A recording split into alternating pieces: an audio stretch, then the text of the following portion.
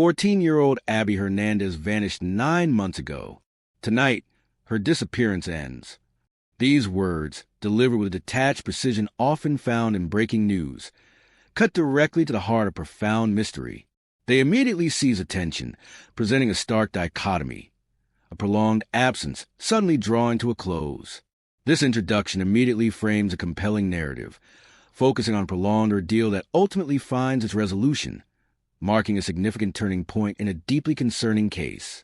The narrative begins on a seemingly ordinary afternoon, focusing on Abby Hernandez, a typical 14-year-old girl living a life common to many teenagers. The scene depicts her disembarking from her school bus, a daily ritual that marked the end of another school day and the start of her evening. She might have been carrying her backpack, perhaps exchanging casual farewells with friends, her mind likely focused on homework or plans for the evening. This routine act, unremarkable in itself, served as the last public sighting before her unexplained absence.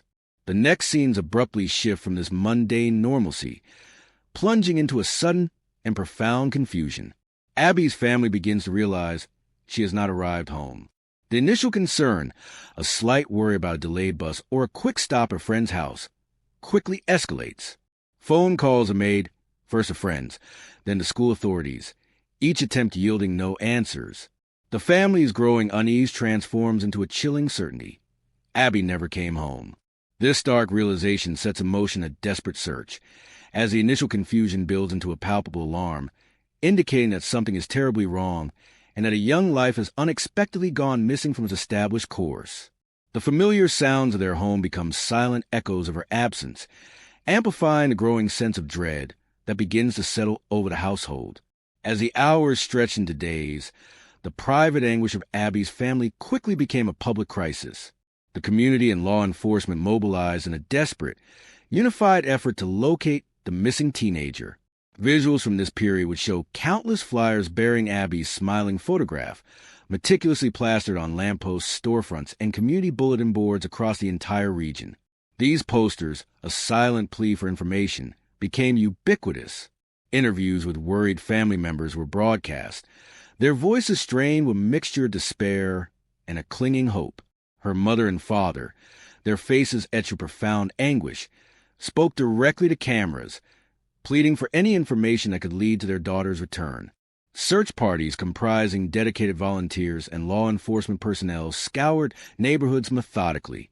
They combed through local parks, wooded areas, and residential streets, extending their search efforts beyond the immediate vicinity of her school bus stop. The passage of time was relentlessly emphasized. Days turned into weeks, then months, each passing moment deepening the concern within the community. The initial flurry of urgent activity began to settle into a prolonged, agonizing waiting game. The sense of dread became palpable, not just for the family, but for everyone invested in Abby's safe return. The sheer duration of her absence amplified the mystery surrounding her disappearance, transforming a localized search into a pervasive community-wide anxiety. The relentless search efforts continued, a testament to unwavering hope, even as the cold reality of her prolonged absence weighed heavily on every heart. The relentless and agonizing search for Abby Hernandez continued, spanning weeks that bled into months, each passing day deepening the profound concern that gripped her family and the broader community. The initial flurry of urgent activity, characterized by immediate police response and widespread public appeals, gradually settled into a prolonged, grueling waiting game. The ubiquitous flyers bearing Abby's image began to fade under the sun and rain, yet new ones replaced them, a persistent visual reminder of her absence. Search parties continued their exhaustive efforts, meticulously combing through every conceivable location: dense wooded areas bordering the suburban neighborhoods, abandoned structures on the outskirts of San Jose, and the intricate network of local trails and parks. These dedicated volunteers, often fueled by nothing more than a shared sense of humanity, worked alongside law enforcement, methodically covering vast expanses, each sweep yielding no definitive answers, only a deepening sense of frustration and unanswered questions. The police investigation, though relentless, found itself grappling with a significant lack of concrete leads. Despite hundreds of tips pouring into hotlines, many proved to be dead ends or unverified sightings. Detectives conducted countless interviews, speaking with Abby's classmates, teachers, neighbors, and anyone who might have seen her on the day of her disappearance. They meticulously analyzed security footage from businesses and homes along her bus route, scrutinizing every frame for any anomaly, any glimpse of a suspicious vehicle or individual that could provide a breakthrough. Forensics teams processed Abby's home, hoping to find any overlooked clue, a trace element that might point toward an abduction rather than a runaway scenario. The family's public appeals continued through local and national media outlets, keeping Abby's face and story in the public consciousness, a constant, heartbreaking plea for any information. The passage of time was a most insidious adversary. As the months wore on, the initial fervor of the search inevitably began to wane in some quarters, replaced by a grim acceptance of the unknown, though never by her family. For them, every sunrise was a renewed prayer, and every sunset a deeper ache, amplifying the mystery surrounding her disappearance and solidifying the cold reality that 9 months had now passed since Abby Hernandez simply vanished on her way home from school. Then, with an abruptness that defied all expectation and a sense of suddenness that shocked everyone who had followed her case, Abby Hernandez reappeared. Nearly a year after she had seemingly vanished without a trace, she resurfaced at a public location. The exact circumstances of her reappearance were initially unclear, but the fact itself was undeniable. One moment, she was a missing person, a cold case. The next, she was physically present, visible to the world once more. She was found in a public place. Reports indicated it was a park or a quiet street in a neighboring town, a location far removed from her point of disappearance in San Jose. The first individuals to encounter her noticed immediately that she looked visibly shaken. Her demeanor suggested not merely exhaustion, but profound and recent trauma. Her eyes held a haunted quality, and her movements were hesitant, cautious, reflecting an experience that transcended ordinary distress. This sudden, unexpected reappearance immediately changed the emotional tone surrounding her case. The pervasive sadness and gnawing worry that had defined her disappearance for 9 long months instantaneously transformed into a wave of immense relief, washing over her family, the police force, and the entire community that had collectively grieved her absence. The initial shock quickly gave way to an overwhelming sense of joy and profound gratitude for her safety. The questions of how and why she reappeared would come later. For now, the overwhelming sentiment was simply that Abby was found, signaling an end to the agonizing uncertainty that plagued countless lives for nearly a year. Her reappearance was a sudden, seismic shift, pulling the narrative from the depths of despair into the light of renewed hope. The news of Abby Hernandez's sudden reappearance after 9 agonizing months sent a powerful ripple of relief through San Jose and across the national consciousness that had followed her case. The pervasive sadness and gnawing worry that had defined her absence for so long instantaneously transformed into a wave of immense gratitude and profound, almost disbelieving joy. The immediate priorities shifted from a desperate search to ensuring Abby's safety and well-being, while simultaneously initiating the complex process of understanding the circumstances of her protracted disappearance. Authorities moved swiftly to secure her, providing medical attention and a protective environment away from the intense media scrutiny that was already beginning to descend.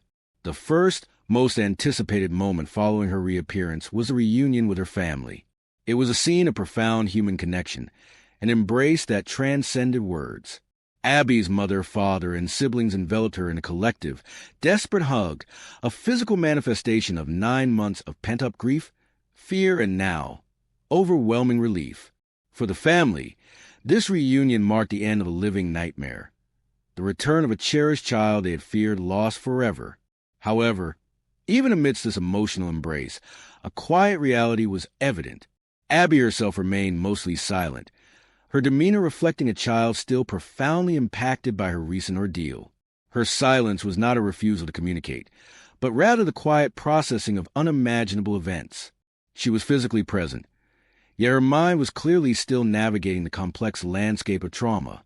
Her eyes, though no longer reflecting the sheer terror of captivity, held a haunted quality, indicating a young spirit still deeply processing what had happened to her. This quiet, internal struggle was a clear sign that while her physical presence brought immense relief, the journey to true recovery and understanding had only just begun. The overwhelming joy of her return was tempered by the stark reality of the profound psychological impact her ordeal had exacted upon her. As the immediate emotional reunion transitioned into a more stable environment, the critical work of piecing together the 9-month void began. Abby, surrounded by the comforting presence of her family and the patient understanding of law enforcement professionals, began to slowly disclose key details of her harrowing experience. Her narrative, initially fragmented, gradually painted a chilling picture. She confirmed that she had been abducted immediately after getting off her school bus that fateful day. The seemingly innocuous walk home had been tragically interrupted by a calculated act of violence. She recounted being forced into a vehicle by a stranger, the suddenness and brutality of the act leaving her disoriented and terrified. The next crucial revelation was her destination. She had been taken to an unknown location. This detail was significant, as it explained why the extensive search efforts had yielded no results. Her captor had managed to transport her to a place completely off the radar, a secluded prison hidden from the outside world. Within this clandestine location, Abby confirmed she had been held captive for 9 months. This duration, now a confirmed timeline, underscored the unimaginable endurance she had demonstrated. She described the nature of her confinement, a world entirely dictated by her abductor. The details, though provided slowly and with caution, began to form a clearer picture for the detectives, transforming the abstract concept of her disappearance into a concrete narrative of abduction and prolonged imprisonment. She described the sparse conditions, the feeling of isolation, and the constant fear of her captor. Each piece of information, carefully elicited by skilled interviewers, became a vital clue for the unfolding investigation, moving them closer to identifying and apprehending the individual responsible for her prolonged suffering. The silence that had initially accompanied her reunion was slowly being replaced by a voice, albeit a quiet one, that was beginning to reclaim her story and provide the essential information needed for justice to be served. Her recollections, though difficult to articulate, were incredibly precise, demonstrating an astonishing capacity for observation despite her terror. As the initial shock of her reappearance subsided and the overwhelming joy of the reunion began to settle, the critical and painstaking work of filling in the gaps of Abby Hernandez's 9-month absence commenced. Surrounded by the unwavering support of her family and the patient, trauma-informed presence of seasoned law enforcement professionals, Abby slowly began to unlock the terrifying narrative of her captivity. Her disclosures, initially hesitant and fragmented, gradually coalesced into a chilling, coherent picture. She confirmed, with a quiet certainty that belied her young age and recent ordeal, that she had indeed been abducted immediately after stepping off her school bus on that fateful day 9 months prior. The seemingly innocuous walk home, a routine shared by millions of children every day, had been tragically and brutally interrupted by a calculated act of violence. She recounted being forcibly taken, her struggles rendered futile against the unexpected strength of a stranger, and then being pushed into a waiting vehicle. The suddenness and brutality of the act leaving her disoriented, terrified, and utterly powerless. The next crucial revelation provided an explanation for the agonizingly prolonged search and the absence of any trace. She had been taken to an unknown, secluded location. This detail was profoundly significant, confirming that her captor had meticulously planned to transport her to a place completely off the radar, a clandestine prison hidden from the outside world, designed to evade the massive search efforts that would inevitably ensue. Abby then confirmed the duration of her harrowing confinement. She had been held captive for 9 long months. This confirmed timeline underscored the unimaginable physical and psychological endurance she had demonstrated, surviving an ordeal that would break most adults. She began to describe the stark, desolate nature of her confinement, a world entirely dictated by the capricious will of her abductor. She spoke of the sparse conditions of her prison, the chilling feeling of complete isolation from the outside world, and the constant, gnawing fear of her captor's unpredictable presence. Each piece of information, carefully and empathetically elicited by skilled interviewers from the police department's specialized units, became a vital, tangible clue for the unfolding investigation. This transformed the abstract concept of her disappearance into a concrete, horrifying narrative of abduction and prolonged imprisonment, pushing them closer to identifying and apprehending the individual responsible for her prolonged suffering. The silence that had initially accompanied her reunion was slowly being replaced by a voice, albeit a quiet and sometimes hesitant one, that was beginning to reclaim her story and, in doing so, provide the essential details needed for justice to be served. Her recollections, though difficult to articulate given the trauma, proved to be remarkably precise, demonstrating an astonishing capacity for observation and retention despite the terror that undoubtedly clouded her every moment. She was recounting not just her experience, but inadvertently a detailed account of a crime scene, a critical aspect of Abby's survival, and a key focus of her subsequent disclosure was her remarkable response to captivity. She described a conscious decision, a survival mechanism born out of extreme duress, to remain quiet and outwardly compliant, understanding that this strategy was paramount to her safety. She deliberately avoided any actions that might provoke her captor, realizing that her best chance lay in presenting herself as a non-threat. This quiet strength, this strategic meekness, was a testament to her innate resilience and adaptability. She recognized that direct confrontation or overt rebellion would likely worsen her situation. Instead, she chose a path of subtle, almost imperceptible resistance, prioritizing her personal safety above all else. She actively engaged in small acts of observation, consciously noting details of her surroundings that could later prove crucial. These were not grand gestures, but minute, methodical observations. The patterns on the walls, the type of lock on the door, the sounds from outside the room, the specific sequence of events during her limited interactions with her abductor, even details about his clothing or habits. Each observation, no matter how trivial it seemed at the time, became a mental note, a piece of a larger puzzle she was instinctively assembling.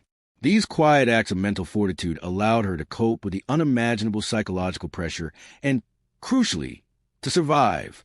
She understood that her physical confinement did not mean her mind had to be equally imprisoned. By focusing on these seemingly minor details, she maintained a sense of agency, a quiet defiance that allowed her to endure the terrifying uncertainty of her situation. This mental engagement provided her with a lifeline, transforming the passive act of waiting into an active, albeit silent, preparation for eventual escape or rescue. It was this remarkable presence of mind, this ability to compartmentalize fear and focus on strategic observation, that ultimately laid the groundwork for the investigation that would soon follow. Her story became not just one of a victim's ordeal, but a survivor's cunning and resilience, echoing the strategic thinking often depicted in the very true crime narratives she might have watched before her world was turned upside down.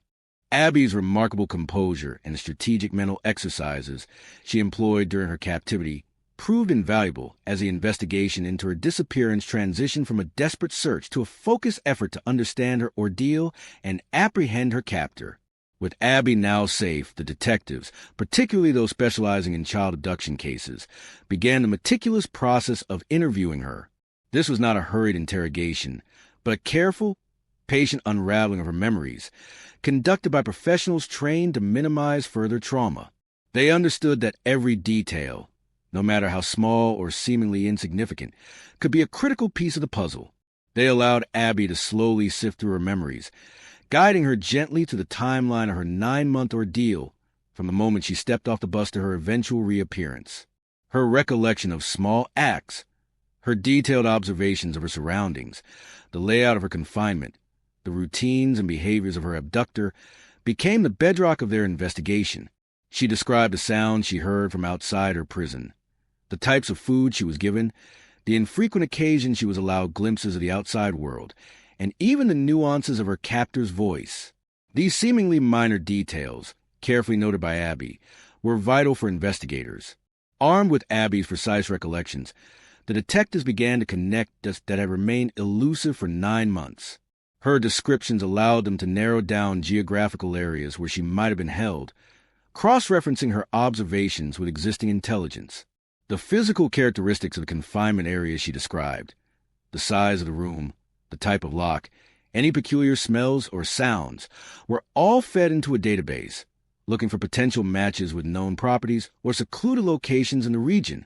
Abby's memory of her abductor's voice, specifically, proved to be an exceptionally powerful lead. Voice recognition analysis, combined with existing records of individuals with similar physical descriptions or criminal histories, allowed investigators to build a more concrete profile. This painstaking process of sifting through fragmented memories, cross-referencing information, and applying advanced analytical techniques began to yield tangible results, creating a direct path from Abby's narrative to the identity of her captor.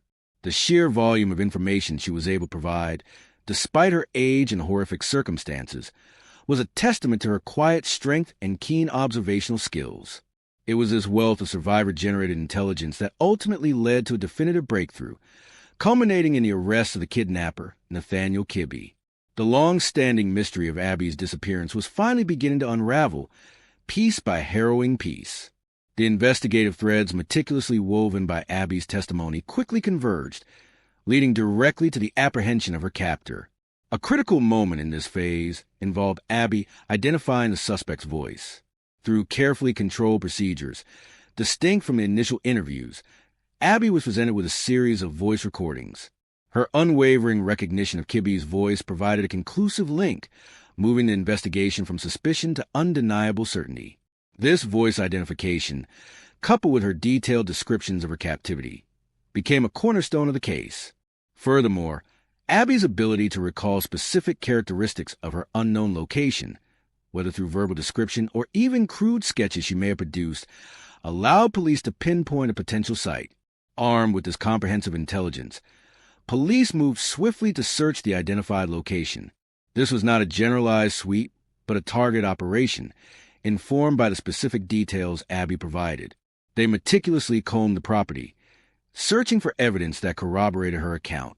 The discovery of physical remnants of her confinement, such as specific restraints, items she described, or any unique features of the isolated room, provided compelling evidence to support her testimony. The corroborating evidence discovered at the site, combined with Abby's precise information, provided overwhelming justification for an immediate apprehension. Based directly on her information, police made the arrest.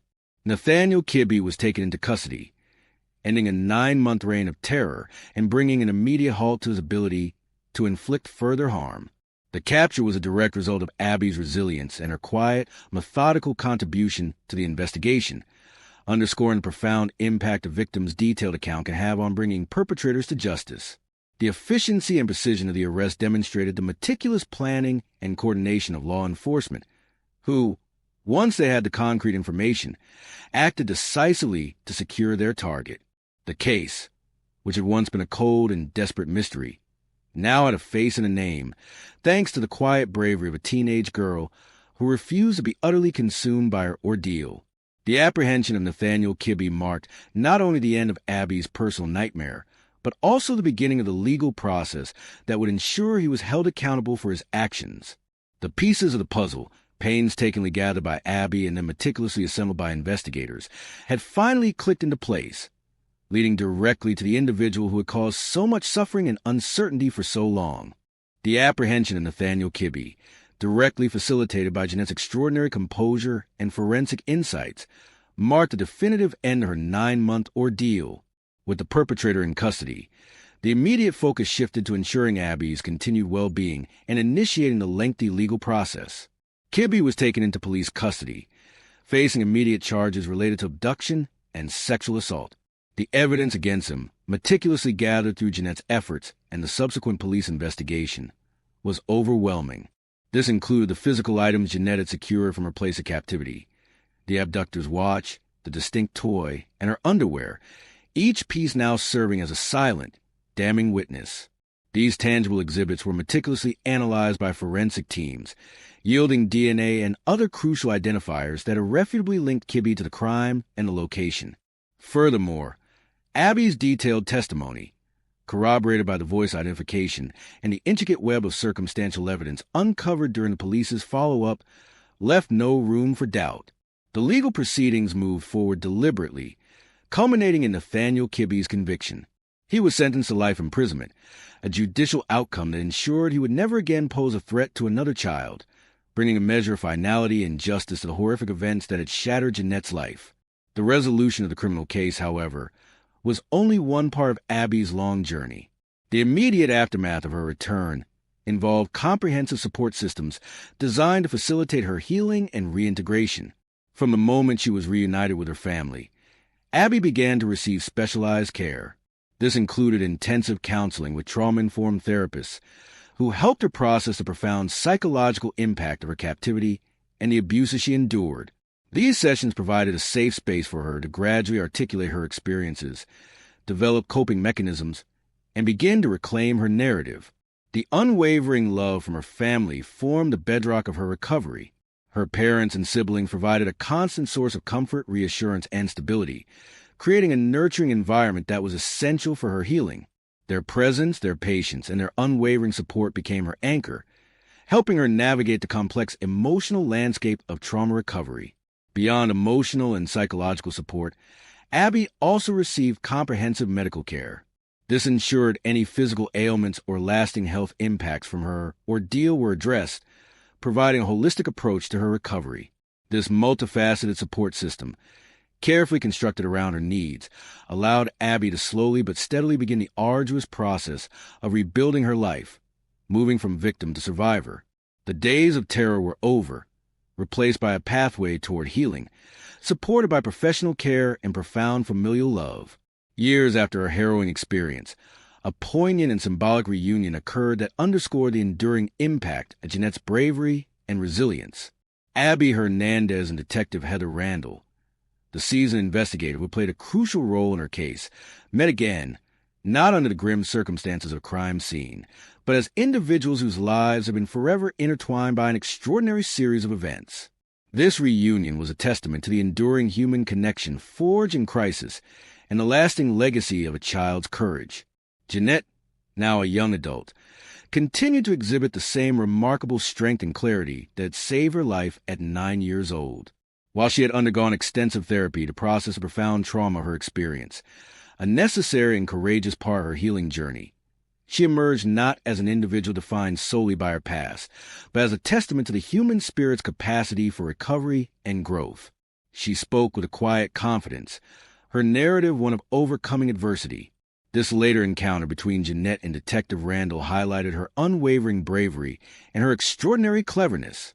Her ability to apply the abstract principles of criminal investigation, gleaned from television programs, to the terrifying reality of her own abduction was an unparalleled act of self-preservation.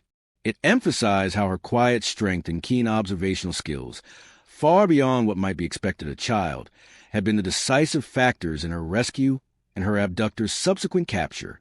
This remarkable story serves as a powerful closing reflection, offering invaluable insights into resilience of the human spirit and collaborative efforts required to ensure justice.